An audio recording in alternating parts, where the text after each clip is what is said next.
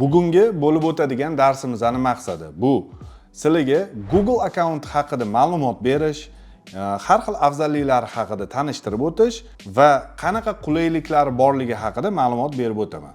Google accounti bizga nima beradi degan savol qiziqtirayotgan bo'lishi mumkin. Google accounti bizga eng katta afzalligi beradigan bu dunyoning любой joyidan, ya'ni xohlagan joylardan, qayerda bo'lishingizdan qat'iy nazar o'zingizlarning dokumentingizga, informatsiyangizga любой joydan kira olasizlar.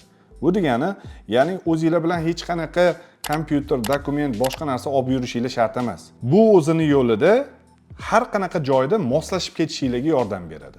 Endi biz sizlar bilan Google tarafdan bizga beriladigan 5 ta katta imkoniyat haqida gaplashib o'tadigan bo'lsak, birinchisi bu bizani o'zimizning hisob tablitsalarimizga kira olish va hisob tablitsalarini yarata olish imkoniyati. Ikkinchisi bu o'zimizning dokumentlari har qanaqa joydan qat'iy nazar qayerda bo'lishingizdan uni ham skachat qilish, ya'ni o'zimizga yuklab olish imkoniyati. Uchinchisi bizani o'zimizni ishlatadigan shu imенно mana shu biznesimizda, ya'ni onlayn biznesimizda ishlatadigan login, parol va hokazo bo'lgan informatsiyalarni ko'ra olish va o'zimiz bilan shu akkauntimizda olib yurish. To'rtinchisi bu Google juda ham katta korporatsiya bo'lib, u xalqaro to'lov sistemalari bilan moslashib yaxshi ishlaydi. Beshinchisi bu 15 gigabaytli tekin bo'lgan bizga xranilishi. Bu bizga yetib ortadi. Google akkauntini qanaqa qilib ochish va Google Chrome'ni qayerdan skachat qilib olsak bo'ladi, ya'ni yuklab olsak bo'ladi va ustanovka qilishlarni darsimizda o'tamiz. Birinchi qiladigan ishimiz har bittangizda har xil sistema bo'lishi mumkin kompyuteringizda. Shunga kimdadir MacBook, kimdadir Windows XP, ya'ni oddiy notebook, boshqa oddiy misol uchun Lenovo notebookini yoki Asus notebookini ishlatgan odamlarda Windows sistemasi bo'ladi. Windows sistemasida Internet Explorer degan brauzer bo'ladi. O'zini уже by default ustanovka qilingan brauzer bo'ladi. O'sha brauzer orqali sizlar Google ga qidiruv bersanglar bo'ladi. Именно download Chrome deb. Va ko'rsanglar bo'ladi. Birinchi chiqadigan linkimizni именно mana ko'rayotganingizdek Google Chrome быстрый и безопасный веб-браузер. Biz Google Chrome'ni skachat qilamiz. Kirganimizda mana нужен установщик Chrome, skachat degan joy bor. Buni bosamiz. Принять условия и установить. Ko'rayotganingizdek, уже yuklanish boshlandi. Kompyuteringizga yuklab olganingizdan keyin keyingi qiladigan ishinglar bu уже установка. Установка qilishda просто kirib ichiga dali knopkalarini bosib tashlaysizlar. Bizda уже Google Chrome ishlatayotganimiz uchun biz sizlarga hozir ustanovkani ko'rsatib o'tirmaymiz va keyingi etapimizga o'tamiz. Keyingi etapimiz bizda Google account yaratish va uni nastroyka qilish. Birinchi qiladigan ishinglar bu pochta yaratasizlar. Pochta eng katta sizlarni kerakli fundamentinglar bo'lib ishlaydi ishinglarda.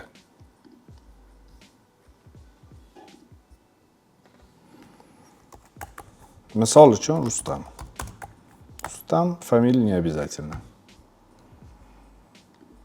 O'zingizlarning tug'ilgan yilinglar yoki oyinglar hammasini yozib ketamiz.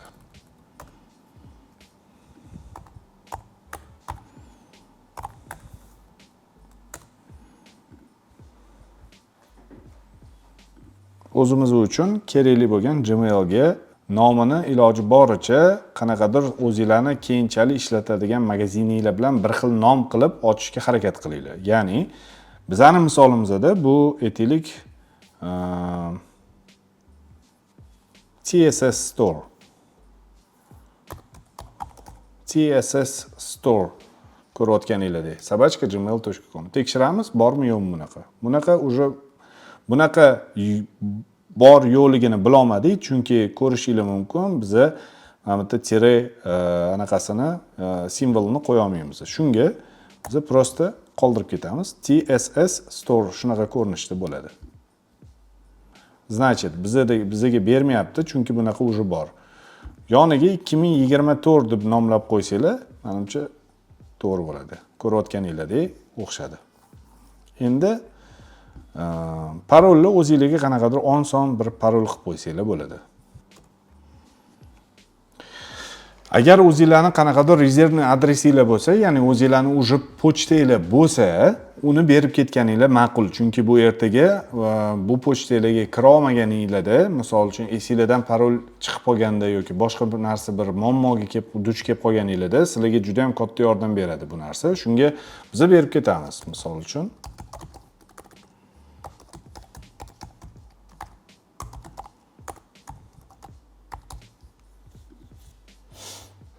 Va boshladik. Bu yoqda hammasini o'qib chiqib, xohlasanglar o'qisanglar bo'ladi. Atak bu prosta politikasi va usloviyalari.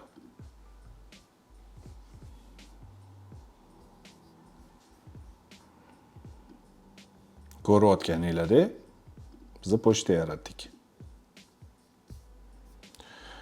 Xo'p, endi pochtamiz bor.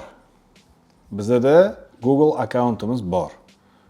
Keyingi qiladigan ishimiz biz o'zimizning Google Drive, ya'ni xranilishimizga bitta kiramiz.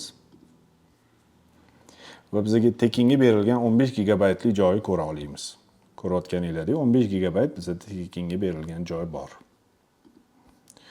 Va shu именно mana shu Google Drive orqali o'zingizlarning hamma dokumentinglarga любой joydan kira olasizlar, ko'ra olasizlar va ishlata olasizlar. Ya'ni O'zbekistonda bo'lasizlarmi yoki boshqa joyda bo'lasizlarmi, любой joydan ishlatsanglar bo'ladi. Keyingi qiladigan ishimiz biz yangi qanaqadir Google Sheet yaratamiz, ya'ni qanaqadir dokument yaratamiz.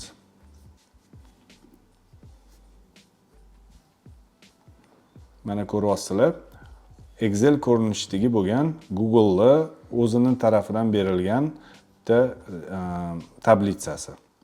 Bu bizga o'zining yo'lida juda ham kerak bo'ladigan tablitsa. Chunki ertaga hamma informatsiyalarimizni va daniylarimizni shu tablitsa orqali ishlatamiz va qilamiz. Mana endi bizning qo'limizda hozir pochtamiz bor, Google Drive'imiz bor va ko'rayotganinglardek tablitsalarimiz ham bor. Tablitsalar onlayn formatida o'zi avtosahranение bo'ladi. Ya'ni nimadir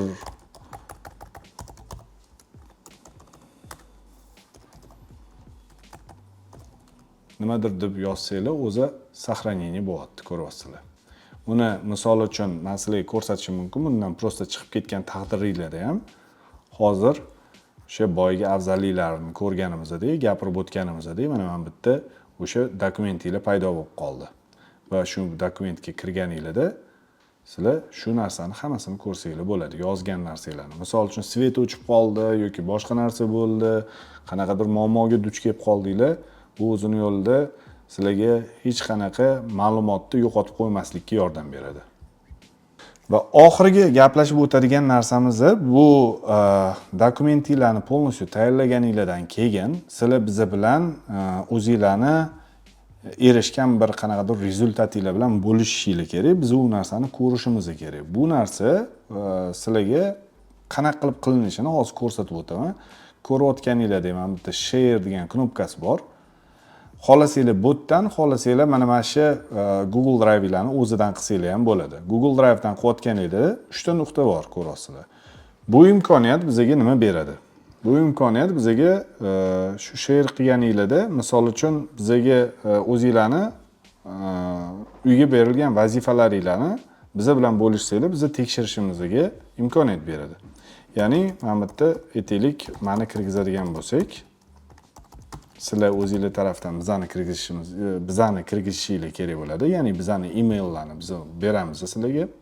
Notify people degan narsani olib qo'yasizlar va bu yerda ko'rsatib qo'yasizlar. Izoh beruvchi, ko'ruvchi va o'zgartiruvchi. Misol uchun nimadir o'zgartirishimiz kerak bo'lsa, kerak bo'lib qolishi mumkin, lekin ko'proq izoh beruvchi deb, kommenter deb qo'yib qo'ysanglar, keyinchalik agar o'zgartirishimiz kerak bo'lsa, biz sizlardan so'raymiz. O'shani qaytadan bizga o'zgartirishga imkoniyat yuboringlar deb. Va undan tashqari shu share knopkasini bosib biz bilan bo'lishib qo'yasizlar shu dokumentinglar. U bizga yetib kelgandan keyin biz bu dokumentni ochib va ichidan ko'rib chiqa olamiz. Nimani o'zgartirish kerak, nimani to'g'rilash kerakligini. Uni sizlarga keyin уже ayta olamiz. Ya'ni uyga vazifalaringizni, boshqa narsalarni. Endi mana shu 3 ta narsani xuddi shu darajagacha sizlar olib borishinglar kerak bo'ladi. va bizga uyga vazifasida shu narsalarni berib o'tishinglar kerak bo'ladi. В принципе, bugungi darsimiz shu bilan hozirchalik tugadi.